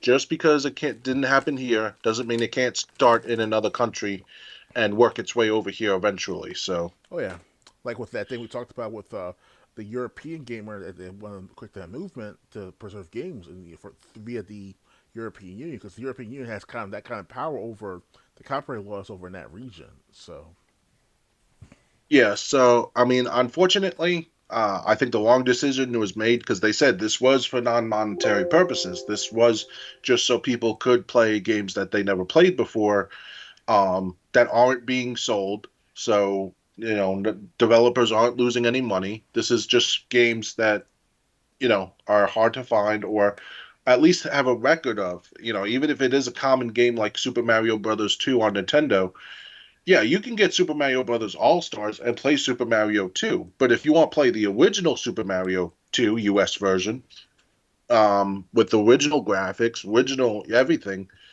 you know, let libraries hold it. But let libraries hold it digitally because no one's going to be sneaking out of the library with a computer and not look suspicious.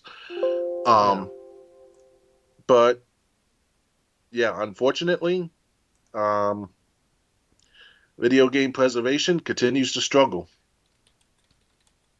indeed. Anything else, Ted, or ready to move on? All right, let's move on. Okay.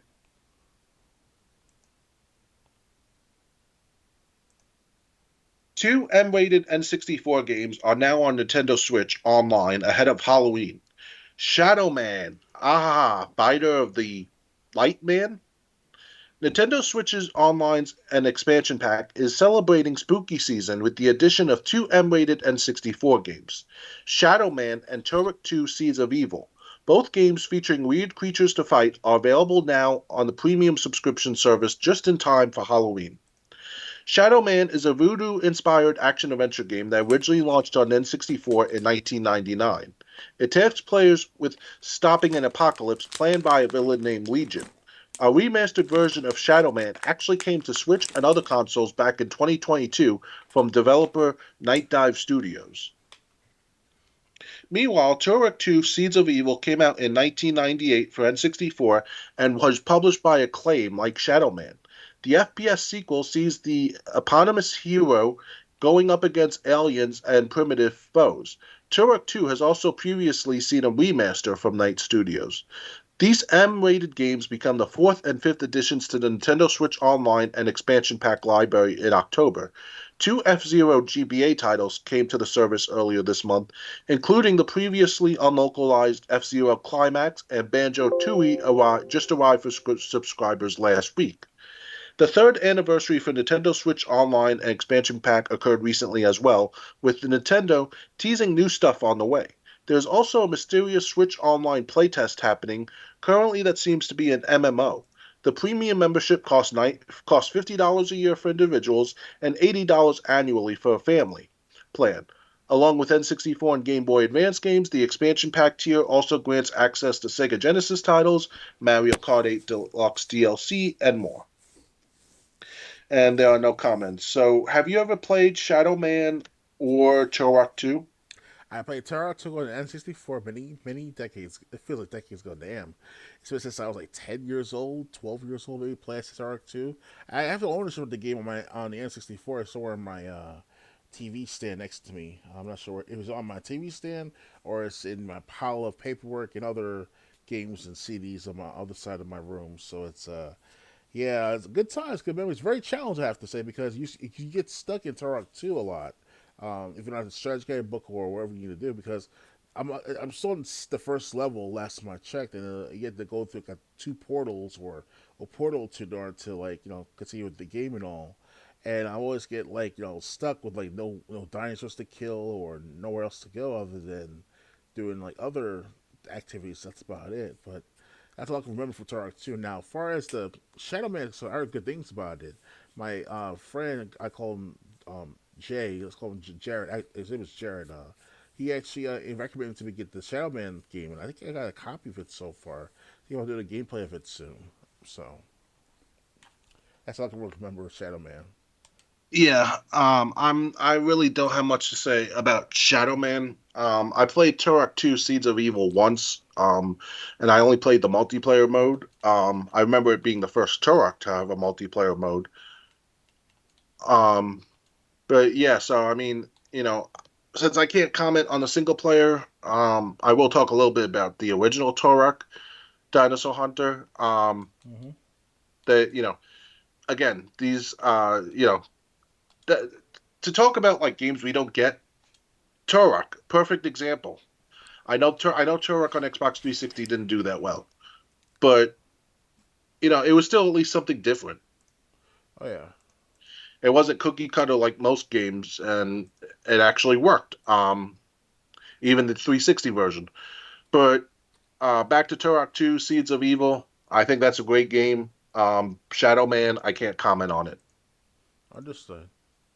Anything else to add, or ready to move on? We can move on. Okay. Next, PlayStation shuts down Concord permanently. Shutters dev Firewalk Studios. Mobile studio Neon Koi has been closed too. Sony has announced that it has shut down Firewalk Studios, the developer behind the multiplayer shooter game Concord. Additionally, Concord has been permanently sunset, dashing any hopes of a revival. The PvP first person shooter game is a competitive space that it's continuously evolving. Unfortunately, we did not hit our targets with this title, Sony said in a statement. We will take the lessons learned from Concord and continue to advance our live service capabilities to deliver future growth in the area. If only you would actually learn the lessons that you're being taught. Sony Mm-hmm. has also closed down Neon Koi, a mobile studio that was working on an action game that will no longer be moving forward. Neon Koi was previously known as Savage Game Studios, and it was acquired by Sony in 2022. According to Bloomberg, 210 employees will be impacted, with 172 from Firewalk and 38 from Neon Koi losing their jobs. Last month, Concord director Ryan Ellis reportedly stepped down to a support role while the future of Firewalk remained unclear. Employees were reportedly pitching future projects while others were anticipating layoffs and preparing their portfolios. So Sony already shuffled around the layoffs earlier this year. Concord launched on August 23rd for PS5 and PC, but was taken offline on September 6th due to low player count and reportedly low sales. There were hopes from players and fans that Concord could make a comeback in another form, such as going free to play, but now Sony has confirmed that the game will not be coming back. This makes the latest in a devastating series of mass layoffs and studio closures throughout the games industry. So, let's get comments. Neo Metal 89 goes, well deserved. Guitar Warrior 86 goes, I expected such failed projects from Sony anymore when Sony supported Hideo Kojima as digital trash, Death Stranding, and Sony guy proudly said, we believe in letting developers do their thing without caring about what they do, or something like that. Yes, when you put an artistical freedom is required, but video games are not just an art. They are a program used to have fun for the player, feels personal relation to the game, which Death Stranding has no point to have fun, and it doesn't care that players can relate themselves to it unless they dream when they grew up they want to be the Amazon delivery guy, which makes us realize what made Metal Gear games decent wasn't because of Hideo Kojima. It was Konami at the time. Now, old Konami doesn't exist anymore. They are too busy ruining their games with BS remakes.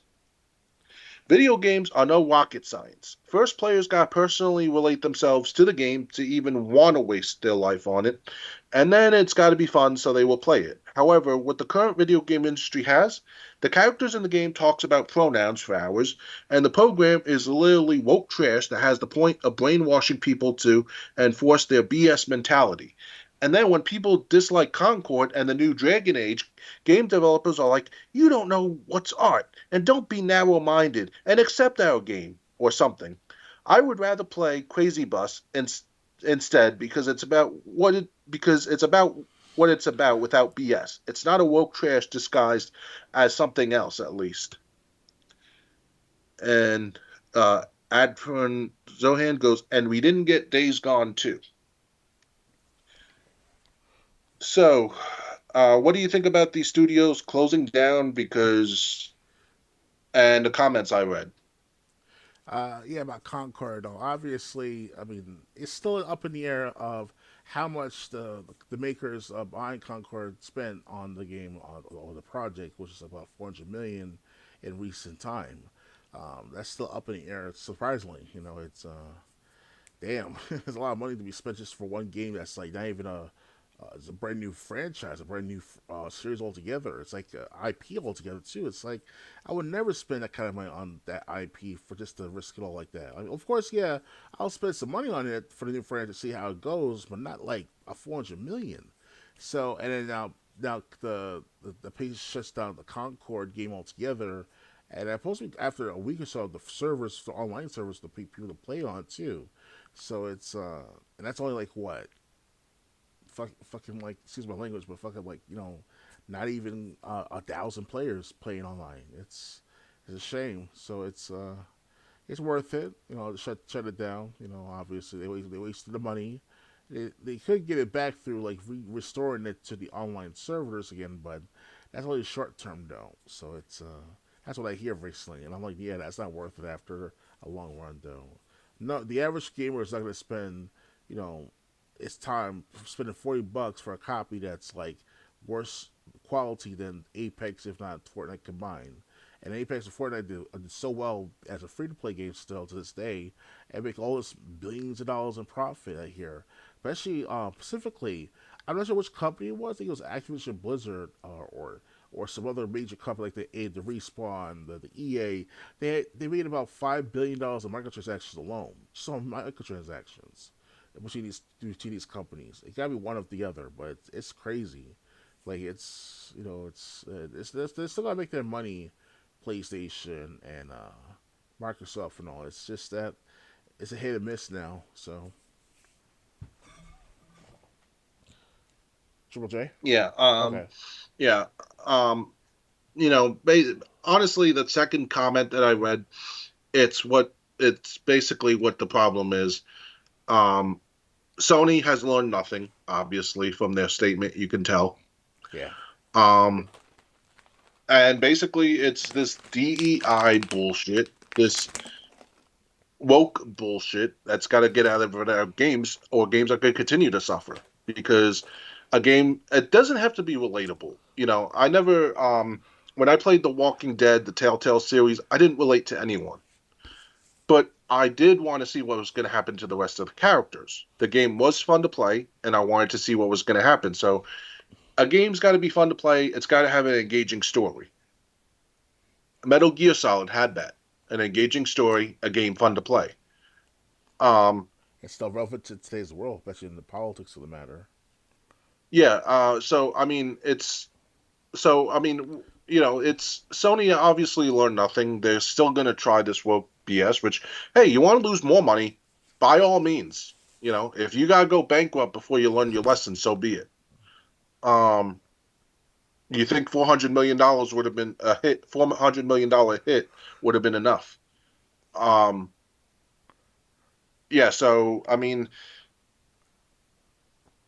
if like I said, this is the problem with this is one of the biggest problems with modern games.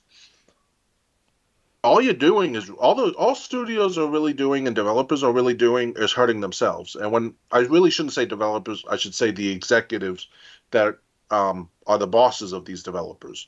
All you're doing is really hurting yourself when these games end up failing. When Gears of War came out, in the first Gears of War came out, they weren't caring who related to who. They weren't care. It was a fun shooter. If you wanted to play a shooter, you could play Gears of War. You could go through the campaign, have an interesting story, and then if you still wanted to play it, you could play multiplayer with other people, and the game worked. Oh yeah. Now that's a luxury of having a game work, which shouldn't be. Yeah, I said to the younger gamers of my group and all that I spend time with sometimes, I would like every say to them like the certain games that come out, but like, does that game work? And then everyone's surprised like I'm saying that because Doctor Game, you said the game works. That sounds that's your standard now. It's like, hey, that's what it is now in the game world. It's like, does the game work? So yeah, Yeah, so like I said, kill Suicide Squad, kill the Justice League. That could have been so much. That could have been awesome, even as a live service, if they had actually done something decent with it. oh yeah, I'll reiterate it here for people who didn't hear me when I originally talked about it. Have the four main characters fight differently. Harley Quinn could have used like a bat type weapon. The whale guy could have just had like superhuman strength. Give one of the other guys a gun and have him be like a normal shooter. And honestly, I don't even. And I think wasn't well, I'm not familiar with the four characters, so. But also, what I would have done with Suicide Squad Kill the Justice League, and this is the way they look like they were going in the trailer. It looked like they were kind of fighting the superheroes who went evil in the Injustice games. Mm-hmm. Because you had Superman with his laser eyes. I think he had the handcuffs on from Injustice or Injustice 2. And it's Yeah. kind of like, yeah, if you had brought those characters over, the evil superheroes, because like I said, there's even a point in the Injustice 2 story where Batman can turn evil.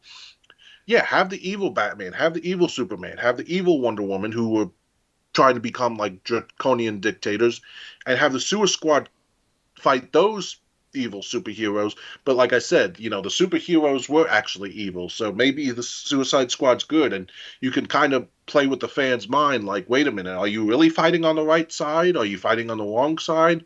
Um, Yeah. but they said, no, no, no, we got to add more DEI here.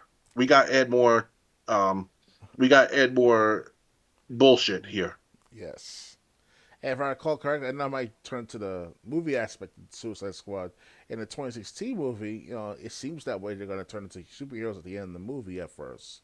But obviously, that we don't know any at that until never really because it didn't have the great sales or the great box office revenue for it to make it happen. The sequel, but now they made the Suicide Squad in 2020, what 2021, 2022, I believe. So it's based off of that movie actually, surprisingly. So yeah, it's not looking too good at this game, Suicide Squad. At least that one example, and it's like they could have made something good out of that game originally, especially if it turned into an actual like campaign of its own story campaign by itself, and then download the DLC if you want to know more about the story, and that's about it.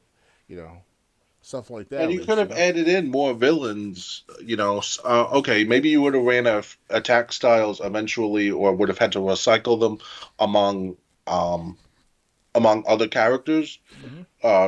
meaning have certain characters fight the same as one another eventually. But at least it wouldn't have been everyone feeling the exact same. Indeed. And I know like you going back to Devil May Cry 5 as was one example, but Devil May Cry 5, it maybe had the microtransactions and all, but it had like, the good setup of like you do unlimited type of combos, style of combos too, a certain different weapons, especially with Dante and all. Especially Dante. I'm not sure about Nero, I'm not sure about V and all, but Dante can be like an unlimited, like, combo driven type of, pursuit.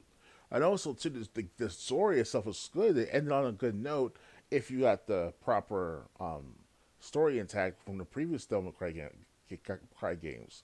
Especially between Devil May Cry 2 and Devil May Cry 5 specifically, because it's a long story short. Basically, it's basically Dante, driving into the abyss or something of the matter at first, but then it turned out to be a tree or whatever. So it's a totally different, a complex story of itself, but it makes you like intuitive to play more of the game, even though you can look it up on YouTube. But still, it's like, what's the point? It's like to do it for the sake of like earning and playing. And as soon as I squad do something like that, and you pay DLC for it on different stories, but about which story you want to buy and download, then you might make some long term growth of it, But I didn't thought about that, so Yeah. So, do you have anything else to add, or ready to move on? we can move on. All right, because we only got a couple of stories left for tonight. Understood. PlayStation Plus free games for November 2024 revealed. PlayStation Plus subscribers can grab cool Hot Wheels, online social seduction, and Tokyo ghost busting games next month. PlayStation has revealed this month's batch of free games for PlayStation Plus subscribers. All PlayStation Plus members will be able to claim a trio of freebies starting November 5th: Hot Wheels Unleashed 2 Turbocharged, Ghostwire Tokyo, and Death Note Killer. Released last year, Hot Wheels Unleashed 2 Turbocharged builds on the foundation of the first Matchbox car racing game with even more vehicles, imaginative racing circuits, and tweaks to the gameplay. It's not a complicated racing game, but with its enhanced driving styles and over 130 vehicles to collect, it's a fun game for the entire family to check out.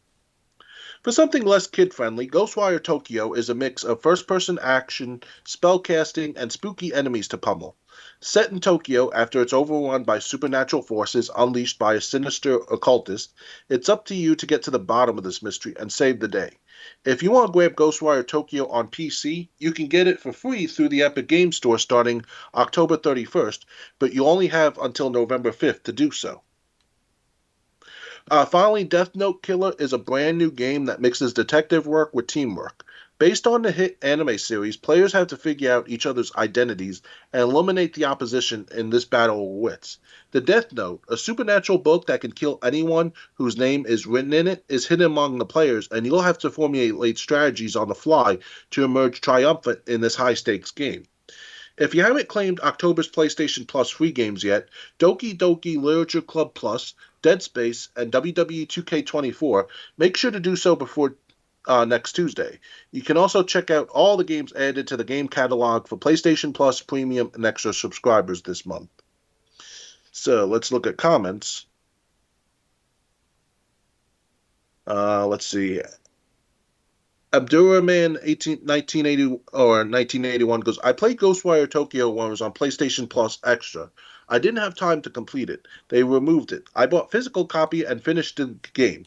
Now they released it on PlayStation Plus. Cherub 1000 goes, okay, well the kids will have fun playing Hot Wheels, maybe. And Lord Two Fly goes in response, I'm old at I'm old at AF and enjoyed the first one. Kept me busy for a few weeks. It's a light racing game with some fun physics. Did you ever have interest in any of these games? I played Ghostwire Tokyo the first like 30 minutes of it. It's all right. Kind of scary if you have the immersion of your headphones and all, along with having a decent video quality, audio quality, you name it. Like it's better that way, and it might be more immersive that way. To those who are, it's a horror flicks or horror games, so it's pretty cool.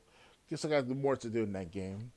Now, as far as Doki Doki Literature Club, whether it's plus or the basic, I heard good things about it. The game from like how many years back. A lot of people played it over and over, and it was seems kind of weird to play after a while because it has these weird ways and means to get killed by your fellow female counterparts. It's kind of weird, but it is what it is. But yeah, I think I'll play Doki Doki Literature Club when it's on sale again on either Steam or Xbox. So yeah. Okay, yeah, I never played any of these games. The Hot Wheels game I would probably play for a little bit. It's a racing game, so I'd definitely check it out. Um, the other games I would check out, I really don't have much to say because I haven't played any of these games, to be honest. So, Understood.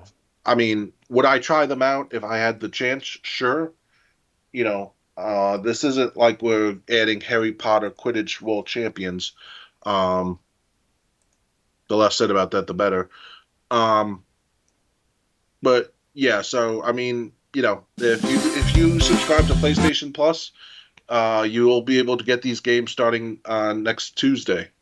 So yeah, next Tuesday, which is the 5th of November, because we're currently recording this on the 2nd.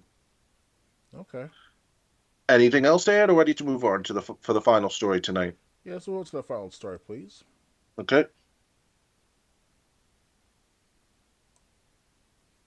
Microsoft was stupid to close Arcane Austin and lose its dream team, Arcane founder says. Recreating a very special group like that is, I would dare say, impossible.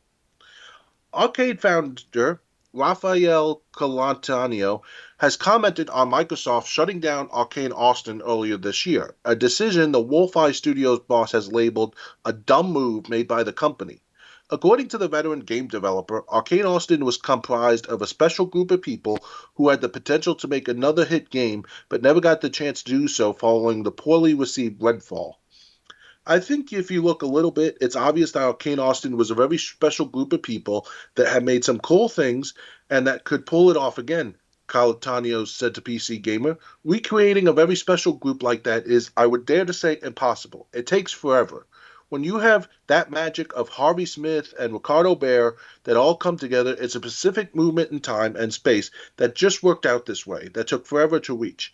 Those people together can really make magic. It's not like, doesn't matter, we'll just rehire. No, try it. That's what big groups do all the time. They try to just hire massively and overpay people to create those magic groups. It doesn't work like this. So to me, that was stupid. Colantonio left the company after he created the release of the critically acclaimed Prey in 2017, citing creative differences in a separate PC Gamer interview. All I can tell you is that part of the reason why I left Bethesda was that they did not want to do the kind of games that we wanted to make, Colantonio said, explaining that Bethesda had decided to shift towards making more live service games back then. While Arcane Austin is no more, Deathloop developer Arcane Lion is still in action and is currently working on Marvel's Blade. Alpha Dog Games, Roundhouse Games, and Tango Gameworks were also shut down in May, but a few months later, PUBG publisher Krafton acquired the Hi-Fi Rush developer. A large number of employees have returned to Tango, and the studio is now working on Hi-Fi Rush 2, a game that Krafton doesn't anticipate will be profitable, but it still sees as essential for nurturing creativity in the industry. In related news, Sony shut down developer Firewalk Studio this week following the disastrous launch of its live service game Concord in August. As a result of this, Concord has been permanently sunset. So let's look at comments and upvotes. Uh, Dushness goes, if a dream team of devs creates something that fails as bad as Redfall, what kind of dream is that? Zero Juice says in response, dude, they, the majority of the Arcane Austin team members, made Dishonored 1 and 2 and Prey and Deathloop, all massively critically acclaimed games. Arcane Austin was most definitely a dream team of developers. They release one ho-hum game and they get the boot? Terrible decision on Microsoft's behalf. No wonder Microsoft has been losing the console war for 2 decades. They can't make one singular quality developmental decision. And this says in response, the dream became a nightmare. Mm-hmm. So, what do you think of the founder of Arcane Austin saying Microsoft was stupid? I mean, no arguments here that Microsoft has been stupid.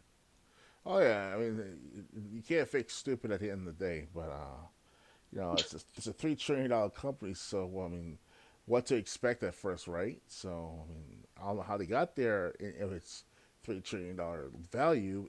Of course, Microsoft's Windows has been around since the early 1980 or the late 1980s, so it's kind of like they had their foot in the door for how many decades so far in the computer industry. You figure they won't be too stupid in the game industry, which they did very well with the original Xbox and the Xbox 360.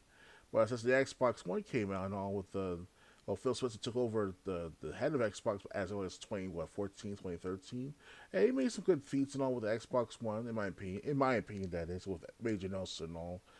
Major Nelson doesn't work for the Xbox community, the Xbox company anymore, or the division of thereof. But yeah, it's like it's getting stupid now. These companies or these leaders in these companies. I'm like, it's time to smarten up or get some new leadership altogether. And Phil Spencer, he should have spoken out about this matter too to make him look like a more stabilized type of establishment, type of advocate for better games. Because if Phil Spencer doesn't say anything, or he's giving up on Xbox brand or the competition with PlayStation, then it's like, I can't respect guys like that, And Microsoft started to turn into that entity, a group of people where they just don't want to care too much about the gaming aspect of their company. It's funny with the computers all. The computers are getting better and better over the years with their products and all. But the gaming is kind of getting worse and worse of its overall quality as an industry as well as a company of the Xbox division. So it's kind of like they get stupider or just don't care or they just want to save money beyond belief. And this is one of them. Yeah. Well, I mean, look at the games they created beforehand. The Dishonored series, Prey, both good. Dishonored, but those are good games. I never played Deathloop, but Yeah. again, this is what the problem is. You're taking developers and you're saying, okay, we know you're experienced in single player games with a captivating story, but now you're gonna make a live action game. Hmm. Why? This is the same thing that happened with Rocksteady. They took people who created great Batman Arkham games and they create Suicide Squad Kill the Justice League. Yeah. Um, and again, developers seem to think, and I don't know where this brain rot is coming from, but not developers, but executives, they got this brain rot thinking the only way to make money now is live service. No, you make a good game, you make a great game, an extraordinary game that's fun to play, has a good story that people want to see how the story's going to play out, and interesting characters, and that works. Hmm. Sony That's PlayStation had that shtick for a while now to make good games, single player games especially, and now they're fucking it up recently. With their decisions making this too. Now, that's not just yeah. Microsoft; it's just now Sony's doing that too. So Yeah. I mean, it's kind of like Microsoft like touches something they shouldn't have, gotten electrocuted, and Sony ran over like, let me try. Imagine the acquisitions and all. I think now that Microsoft acquired Activision Blizzard, but Sony acquired some smaller companies as well too for $3 billion. So it's kind of like, yeah, it's don't be a follower, be a leader, Mike. Sony. So because Sony's it's also better than Xbox to some degree in most of its generations been around because Sony PlayStation been around since 1990s, 1985, 94. So Well, they had a Sony was supposed to do business with Nintendo. They were supposed to create a CD add-on for the Super Nintendo to rival the Sega CD. Um, but by the time that CD add-on came out, it was the PlayStation. right. But Yeah. yeah, they've been around since the mid '90s, and like I said, I mean, it's been going so great for Xbox. I can't believe PlayStation is saying we gotta get into live service because that's the only way we can make money. Funny, gaming companies were making money for years and decades before live service became a thing. I wonder how that was. And the live service games are possibly like one in a small chance for us of success because not every game is going to be a live service because you got to understand your players' time, attention, retention, as well as their money. They're not going to spend how many skins on how many games for how long. I mean, it depends on how you look at it. Like me personally, I've been playing Apex every day since 2021, but I've been playing Apex often since the release date of 2019. So all that time invested, tell me I had to play with Suicide Squad for another 100 hours every not week, but every month, whatever the case may be. So it's kind of like, they're not respecting the gamers' time, especially the older gamers, because we older gamers have the money, while for money aspect, while the younger gamers are for the time of it matter. So they gotta understand that too. So Yeah, but the thing is, I mean, you look at the best-selling games of all time: Grand Theft Auto 5, Red Dead Redemption 2, Pokemon. You can look at all these games and it's like, wait a minute, they're not live service. yeah, They made money. They what how did they make money if the only way to make money is live service? oh yeah, Duh, I don't know. Um so I mean that's the problem.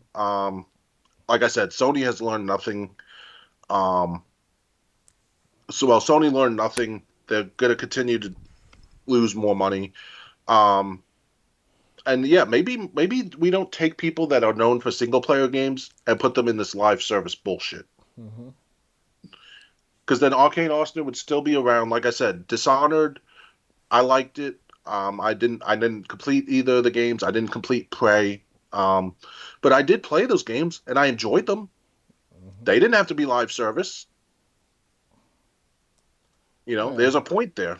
But again, this is going to fall on deaf ears. We just got to continue to speak with our wallets because that's the only way these companies will learn or these executives will learn. Yeah, you're not gonna see a pick up a fucking Suicide Squad or a Valheim anytime soon. You know, Yeah. that's one So, example. So two examples. yeah. So anyway, I hope you enjoyed this. This was episode 108 of the Let's Discuss Gaming podcast. Our next episode will be happening in 2 weeks on November 16th, should nothing go wrong, like the hurricane. Dr. Games 101, do you have anything planned for tomorrow? Not tomorrow exactly, if ever.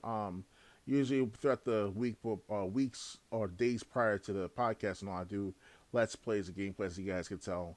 And I finally got momentum to do things now for the last several days now, until recently.